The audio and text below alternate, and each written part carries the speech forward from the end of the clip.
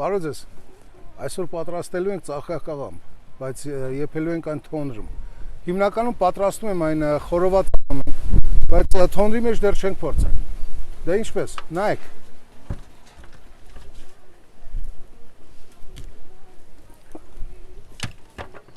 Սկզբնական փորձենք իրեն քանդել արմատներից, հետո արդեն հավասարաչափ բաժինների կբաժանենք իրենց։ Մոտավորապես այս չափսի։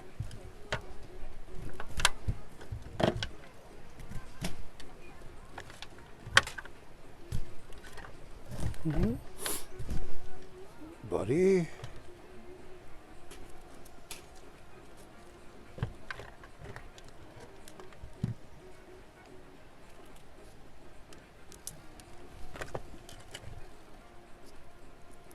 Կան դեռևս տերևիկներ, մաքրում եք դրանք նույնպես։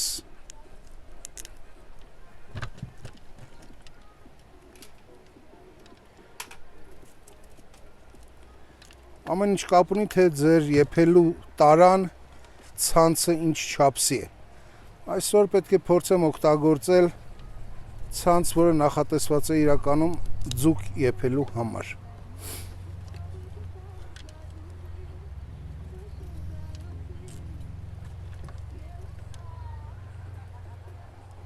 Մի հատ է կտրենք։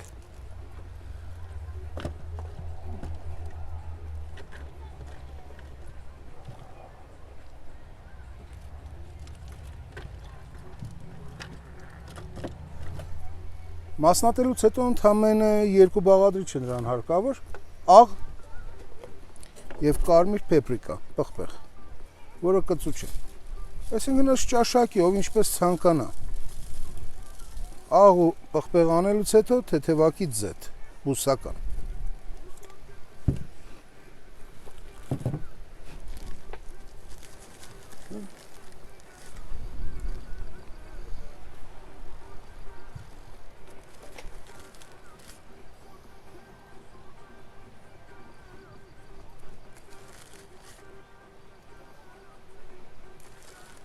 Ջան, ահա, հեշտությամբ։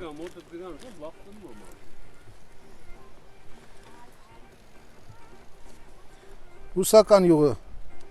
թեթևակից անում ենք իր վրա։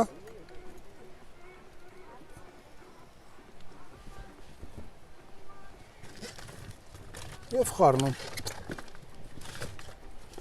Զգուշությամբ։ Քաղաքից դուրս ենք հրնչում, շատ հնարավորություններ չկան, սեղմ են հնարավորությունները։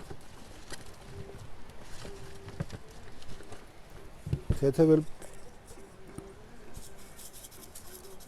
աղ և վերջ, խնդրեմ, տեղադրենք ցանցի մեջ։ Նախապես, ցանցը ստեղծված է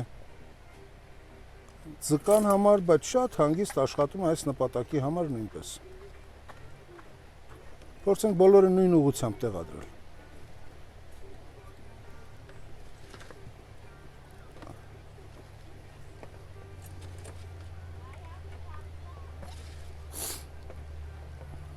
Մտածելու շատ բան չունենք, քանի որ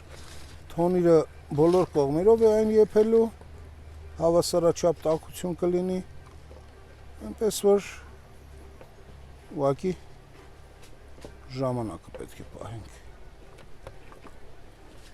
Արդեն պատրաստ է և կտեղավորենք թոնրի մեջ շուտով։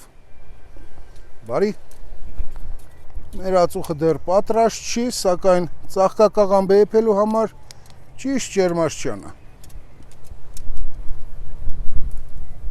Որքան հնարավոր է պատին մոտիկ։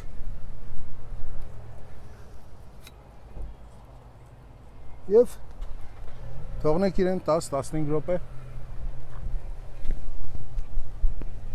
Անցավ 15 րոպե, մոտավորապես, տեսնենք ինչ է ստացվել մեզ մոտ։